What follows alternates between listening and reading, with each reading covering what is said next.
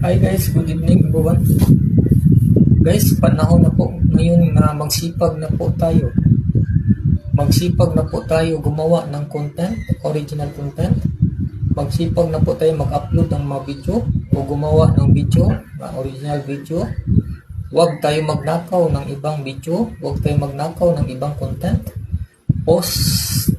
Mag-post tayo nga sa ating gawa mismo.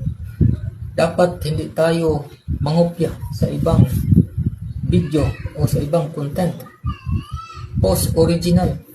At panahon na po ngayon guys na magsipag tayo para ma-invite po tayo sa content monetization. Dahil dito, tinanggal na po ni Meta ang bonuses, ads on reel, stream ads. Pinagkaisa na po niya dito sa content monetization. Kaya dito guys,